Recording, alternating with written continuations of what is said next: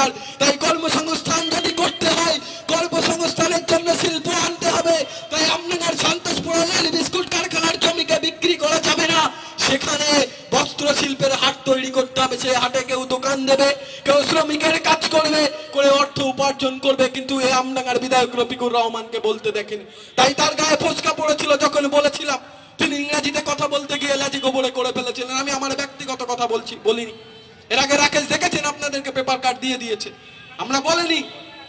আজ পর্যন্ত এই নিয়ে যদি রফিকুর রহমান এবং তার সহপাঠীরা যদি এই মাইকের আওয়াজ শুনে থাকেন, যদি মনে হয় আপনার এমএলএ, আমার এমএলএ রফিকুর রহমানের সঙ্গে ডিবেটে বসতে হয়, আজ খোলা মঞ্চ থেকে বলে যাচ্ছি, প্রকাশ্য জুলফিকার মন্ডল ডিবেটে বসতে রাজি আছে।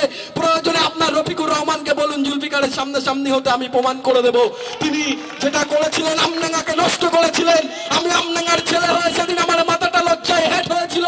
বিধানসভায় 294 জনের ভিতরে যেদিন আনন্দবাজার পত্রিকার হেডলাইনে নাম উঠেছিল, আমডাঙ্গার এমএলএ ইংরেজিতে বলতে গিয়ে লাজে কবলে করে ফেলেছিল, সেদিন আমার আমডাঙ্গার মাথাটা গোটা রাজ্যের বিধায়কদের সামনে সেদিন হেড হয়েছিল। তাই আমি আমডাঙ্গার ছেলে, আমি লজ্জিত যে এমন একজন নির্বোধ বিধায়ককে আমরা রাজ্য বিধানসভাতে পাঠিয়েছি। তিনি আমডাঙ্গায় শিক্ষা প্রতিষ্ঠান করতে পারেনি, তিনি আমডাঙ্গার কলেজে কমার্স সায়েন্স বিভাগটাকে চালু করার জন্য দাবি তুলতে পারেনি, আমডাঙ্গার সাধারণ খেটে খাওয়া মানুষের জন্য একটা শিল্পের ব্যবস্থা করতে পারেনি। আমরা দাবি করেছিলাম রাহানা সিনিয়র মাদ্রাসায় সেখানে আলিয়া ইউনিভার্সিটির ক্যাম্পাস তৈরি করতে হবে, সেই দাবি বিধায়ক রফিকুর রহমান তো করতে পারেনি।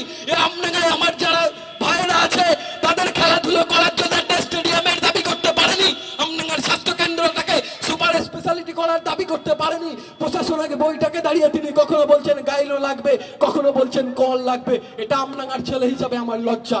তাই আজও দাঁড়িয়ে বলে যাচ্ছি, প্রয়োজনে আপনার যদি